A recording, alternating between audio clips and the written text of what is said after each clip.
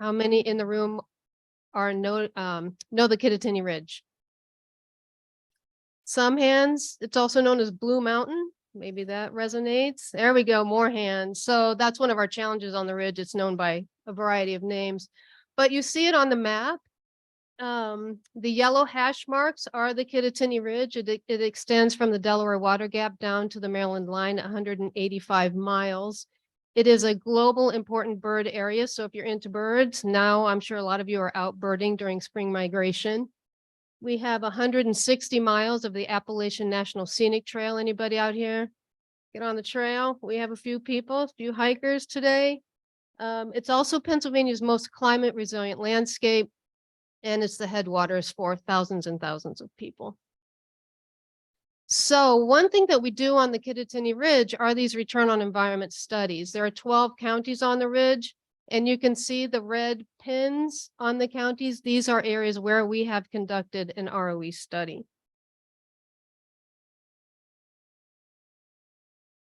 So basically, the return on environment asks, what is nature worth?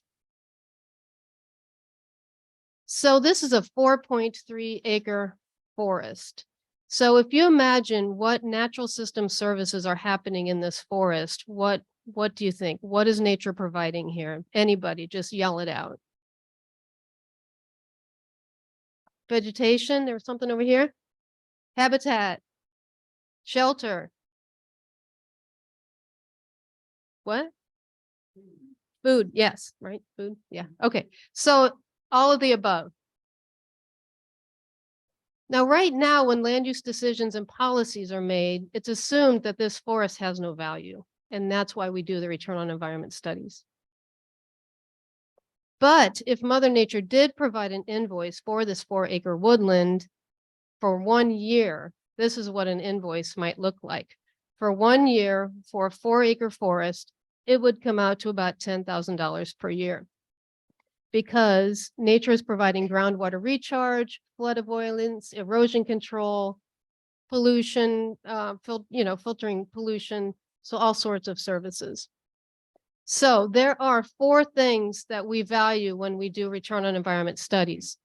First, what are the avoided costs from natural system services? Because nature is out there doing it, we don't have to put stormwater infrastructure in. There's also revenue from local recreation. How many in the room get out and enjoy their local natural resources in your township or county? A lot of people are out there enjoying them. So some of these numbers are not calculated in the tourism numbers. So that's what we try to capture through our ROE studies. Healthcare savings, because we're out there exercising. There are health benefits to that. And then finally, the open space premium. How much more are properties worth because they are located next to or near open space?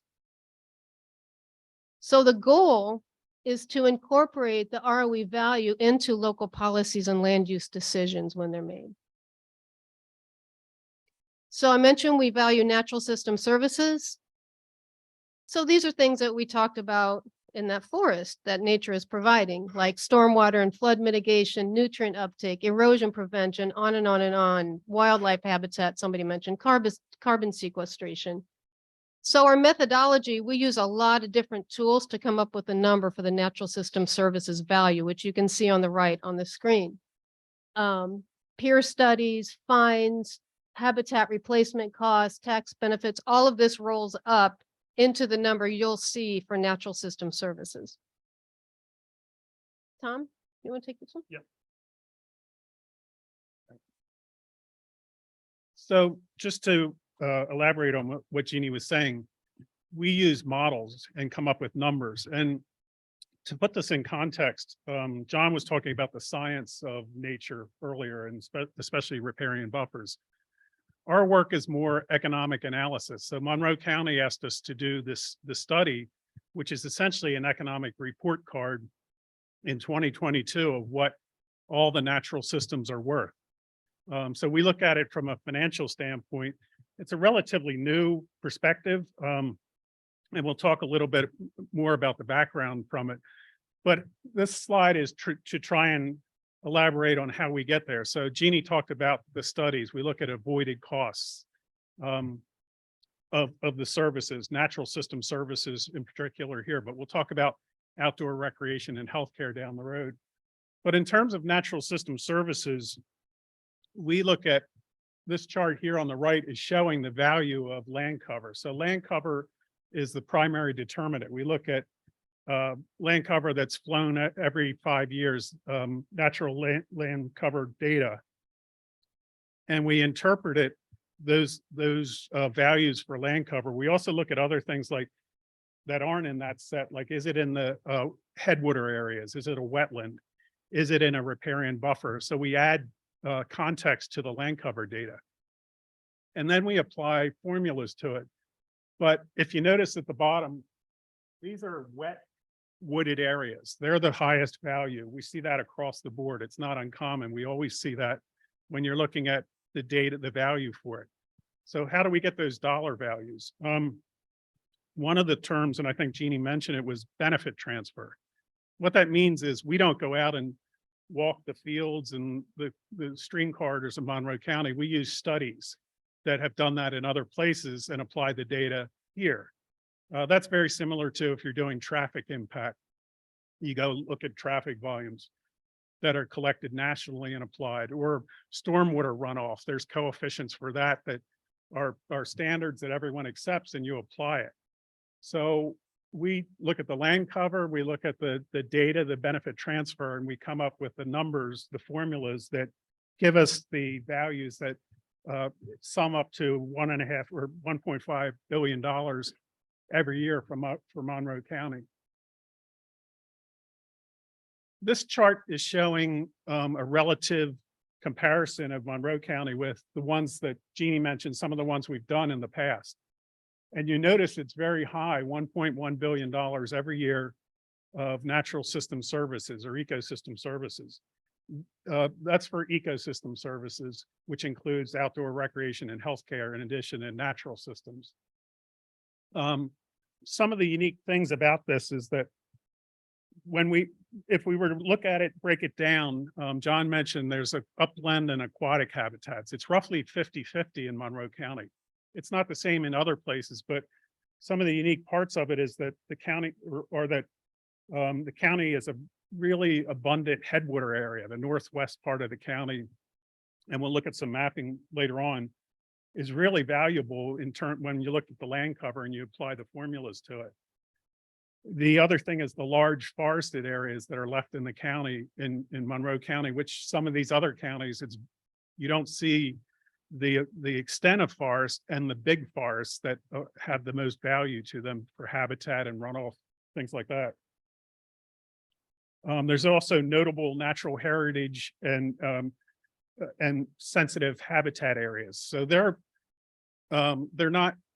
pretty unique to Monroe County, which drives up the cost and makes it, I think everybody knows here, a great place for nature to explore nature and live around it. The one other aspect that's not part of this, but I think that factors into it is the appreciation. There's a very engaged community in Monroe County. The idea of these natural resources have financial value drives the local economy. And I think there's the connection here that people appreciate that. You also have a robust tourism industry. I think in the same time frame, it was $2.5 billion a year. And I think that the connection there is that natural areas, the beauty, the sites, the opportunities here really fall into that. And the people in the county appreciate it. I think the last comprehensive plan update, a survey was done, and it was the top value that residents gave to living in Monroe County. And it's an important aspect of beyond all the numbers. The next tool that we work with is an online map for ROE values. I don't know if you can see it here, but the scale is showing the lower values in yellow, and the darker areas increase in value per acre. So these dollar values are value per acre for every year. And the map is really powerful. It's not just, we don't want to see the numbers for the whole county. We want to see the different patterns that emerge.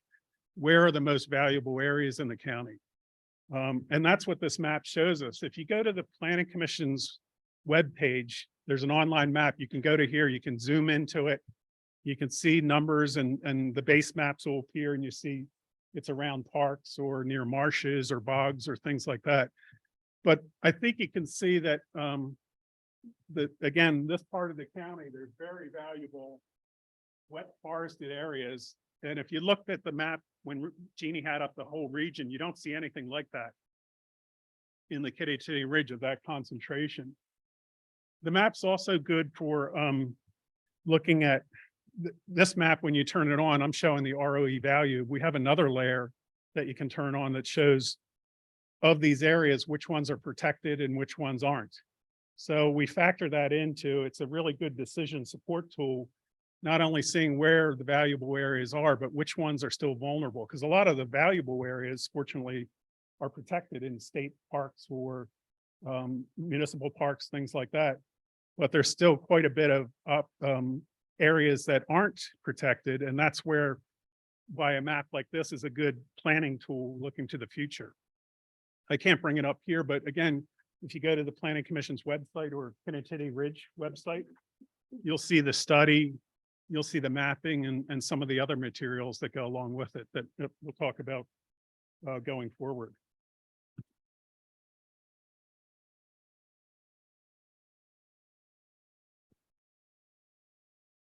All right, so I mentioned with our ROE studies, we value 4 things. So we just covered natural system services.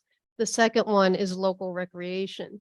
So these are activities like hiking and biking and kayaking, paddling, hunting, fishing. These are things that people are doing that have local economic value. So we calculate those numbers too. And we use models, one called the M-Plan model. We also look at jobs, income, retail sales, tax revenue, and then we interview local outdoor recreation businesses to get a feel if our data is on target or not. And we also calculate avoided healthcare costs, as I mentioned before, because people are out walking and jogging and enjoying the outdoors, there are healthcare savings associated with that.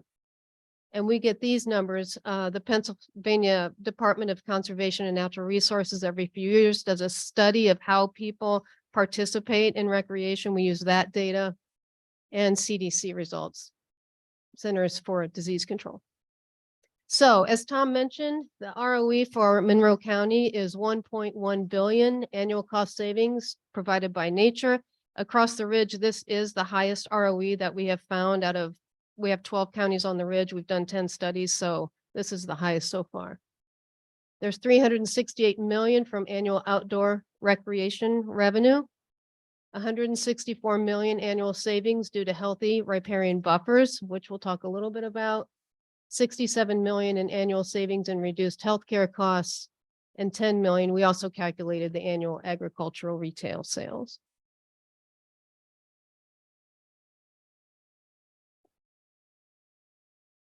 So this is another map.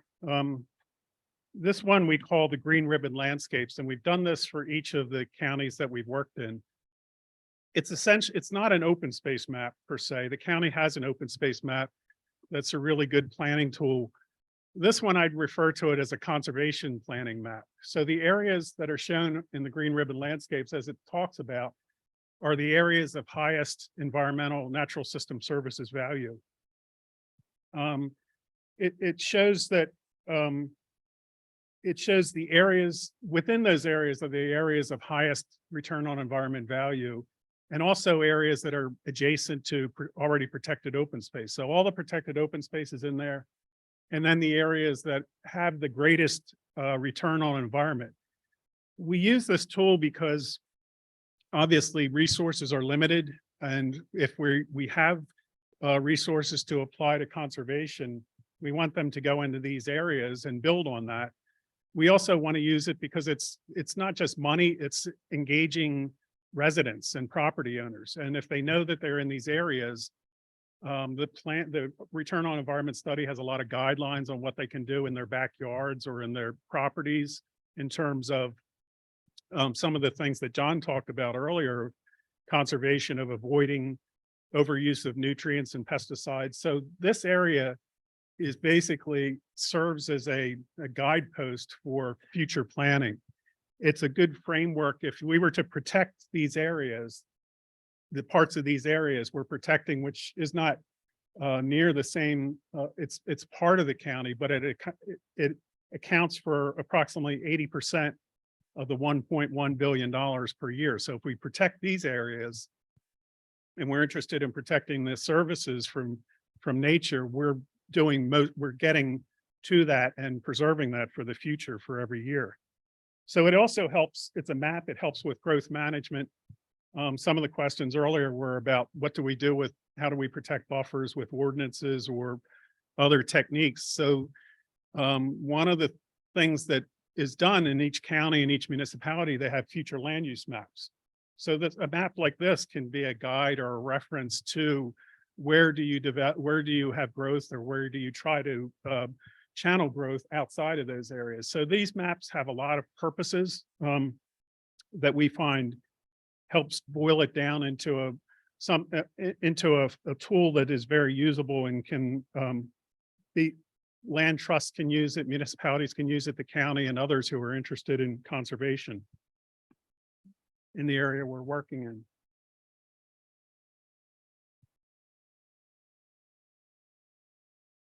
Okay, so for every return on environment study that we do, or the last few, we do a 3-minute video that can be used by anyone. So we're going to show you this 3-minute video. It's available on the Kittatinny Ridge website. So that's one place you can find it. Yep.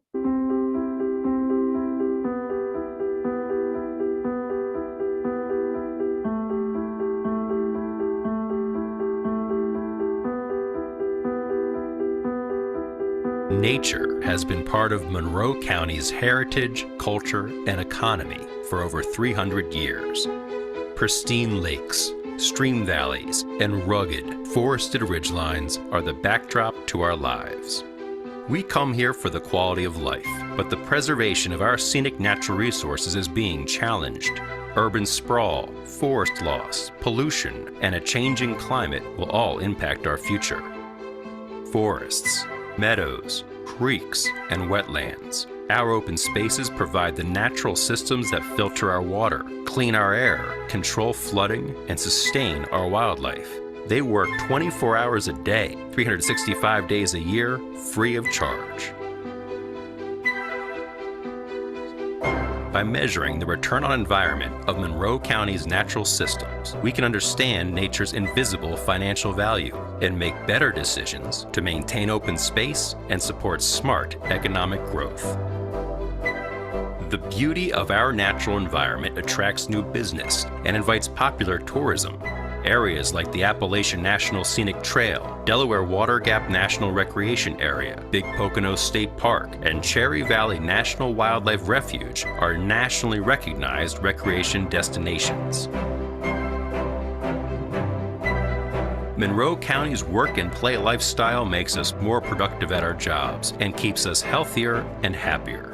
Situated in the heart of the Pocono Mountains, Monroe County contains 6 important bird area habitats along the Atlantic Flyway and 128 natural heritage areas.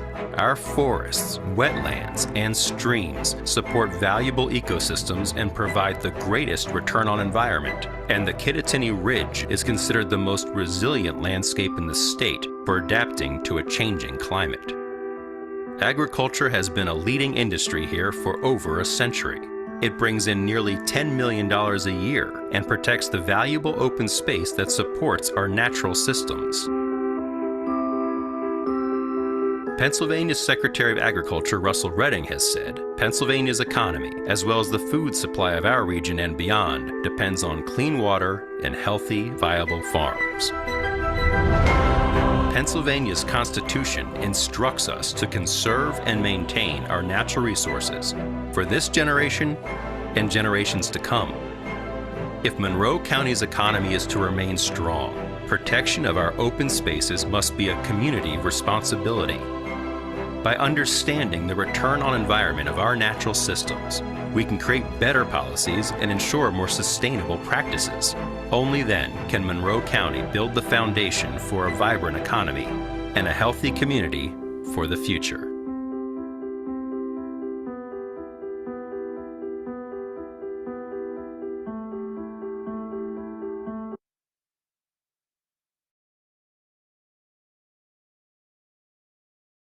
So that video encapsulates a lot of the why. The study talks about the numbers, the economics of protecting the natural system services and outdoor recreation and the healthcare benefits and other things that we're just touching on. And again, if you're interested, go look at the details on either of those websites. One of the things the ROE studies does is it says why and leads you to some of the questions about how, but we don't get into exactly the mechanisms for that, the exact ways to do it in the ROE studies. We do include, let's see if we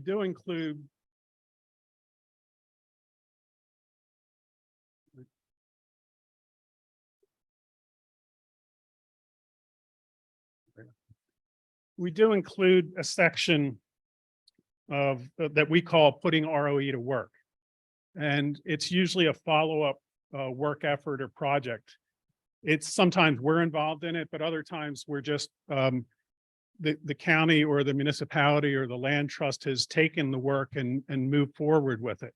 This list up here shows some of the examples of what's been done in other municipalities and other conservancies and municipalities. One of the things that you see up here is that it's helped establish or reinvigorate open space programs. It provides bond funding for it, or the county moves forward with that. And I think Carbon County is one of the most recent that their study was done 2018.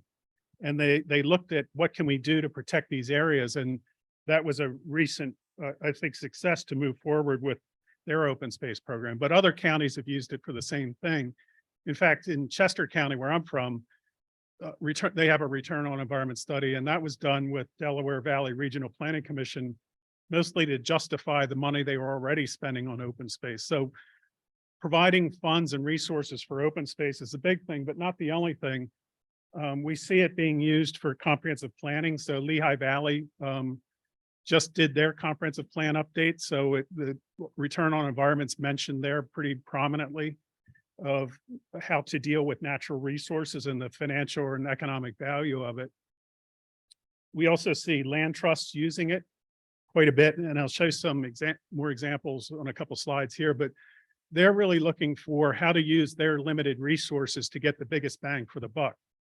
Using return on environment as an investment strategy into properties that they're interested in, which ones, it's not the only determinant, but we see them using it quite a bit for that, like Manatee Conservancy is mentioned here. And then lastly, some of the municipalities are using it to look at their ordinances, their zoning ordinance for riparian overlays. That question came up earlier. And subdivision ordinance language in terms of runoff. Conservation subdivisions, another big thing where they're going into a property and instead of developing it all.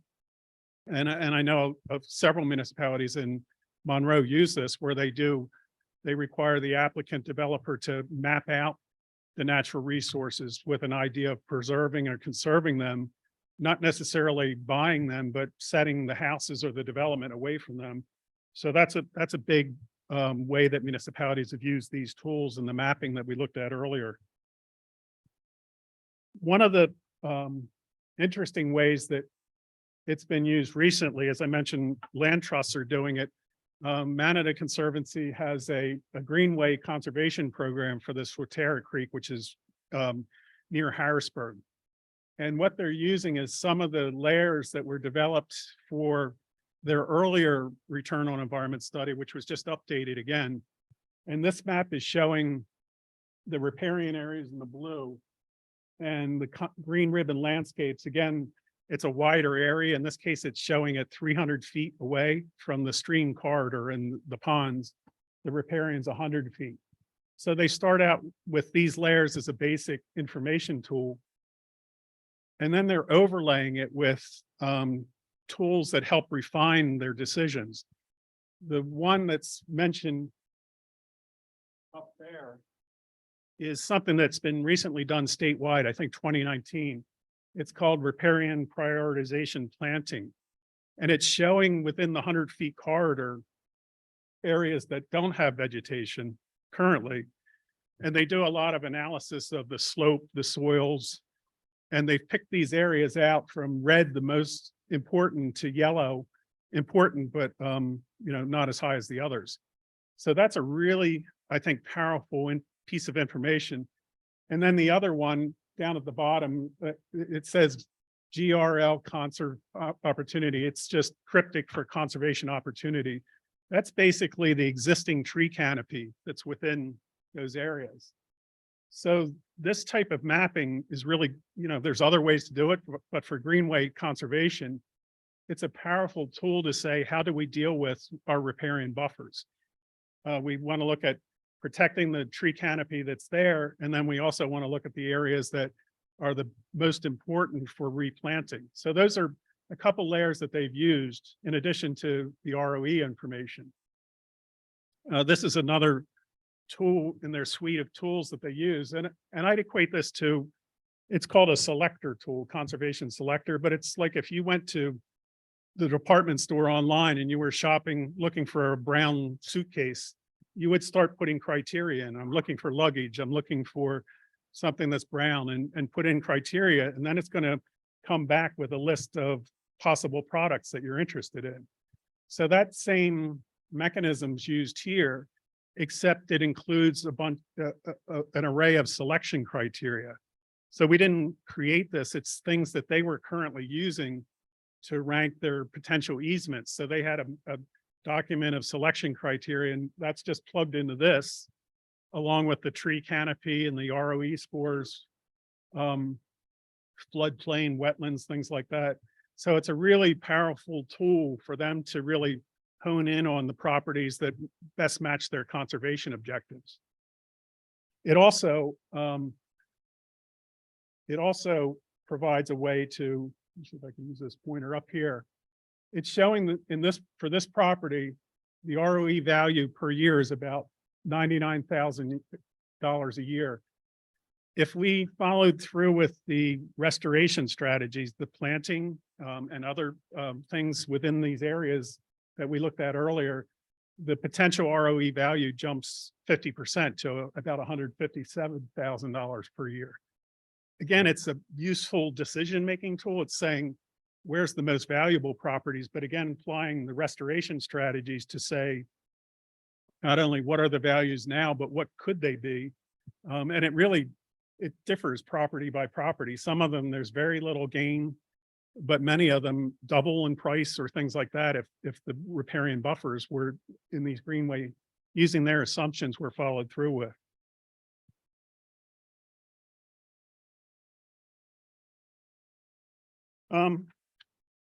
Wanted to also mention, so some of the things about an ROE study relative to, I think, general topics of runoff management, and look at some of the information sources out there that you might also find interesting that are related to ROE. A relatively recent study was done by the Delaware River Basin Riverkeeper. It's in 2018, I think. And it's looking at the value of riparian areas, but they're using the same ROE methodology.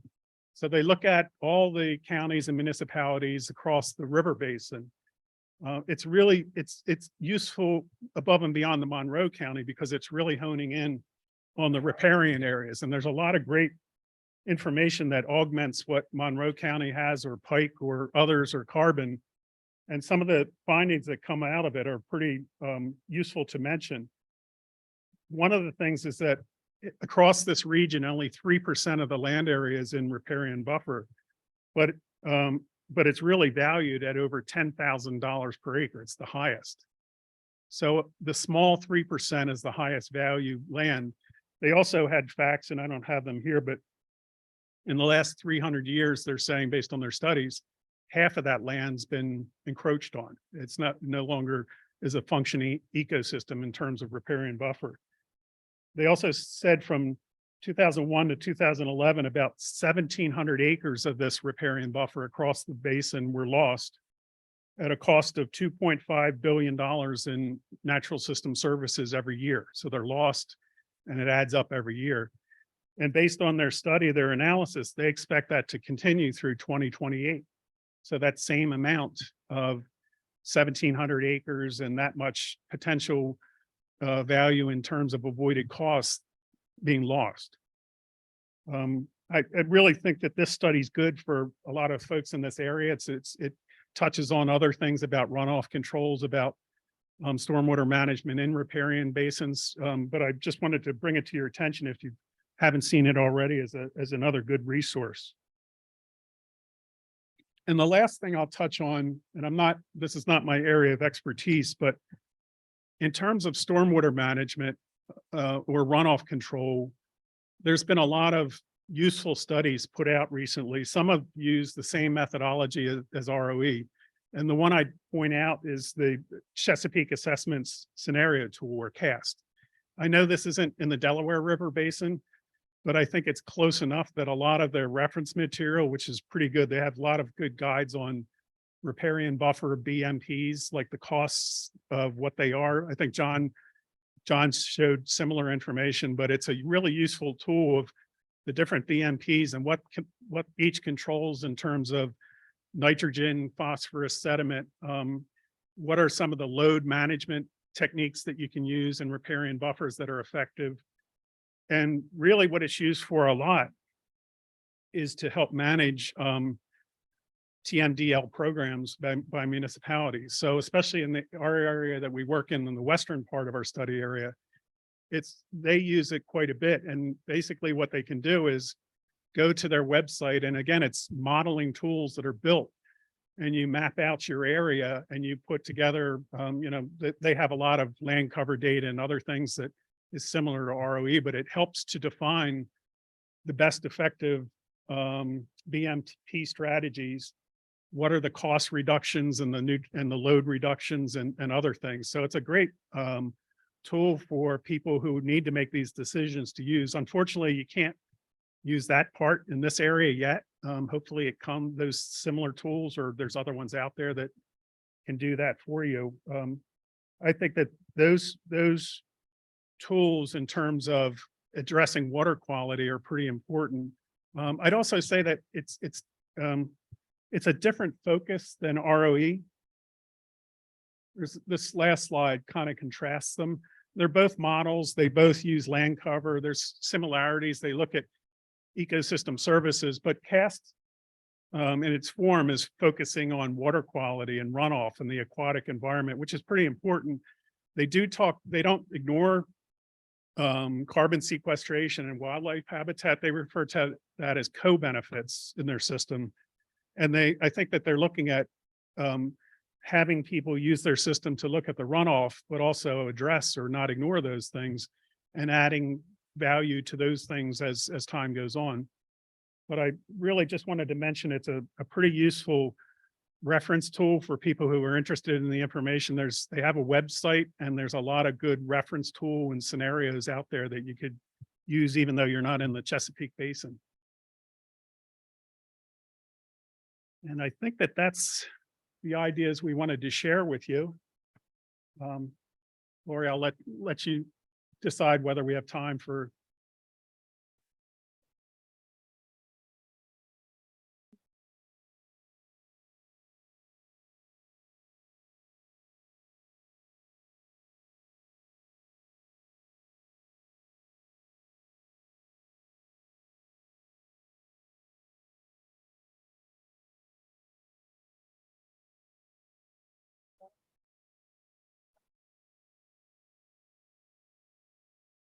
Yeah, thank you so much. These guys put a lot of time and effort into this study for our county, and I think it's a really neat resource just to see the work that we're getting from nature for free. Pretty cool. Anyway, so our next speaker is going to be Drew Wagner from Monroe County Conservation District. Most of you probably know Drew. He reviews a lot of the plans for the NPDES program. And he is going to be talking about site feasibility and all the things that go into that. We'll set him up. So Drew, you'll have time to do a quick giveaway if you want to spin the old Always. bingo wheel here as we set you up.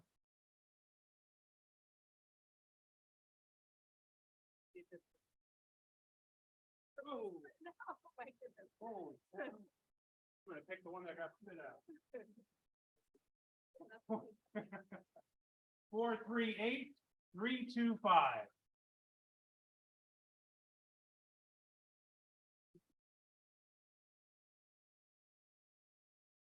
Anyone?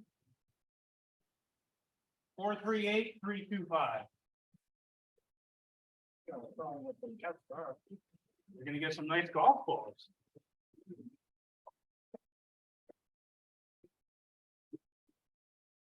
Nobody? Bueller? Bueller, okay. Gonna pick another one.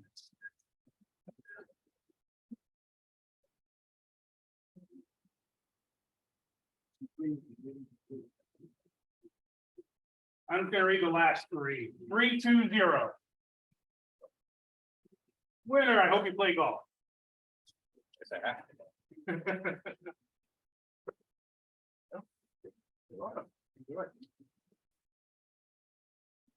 All right. Time for one more? It looks like it.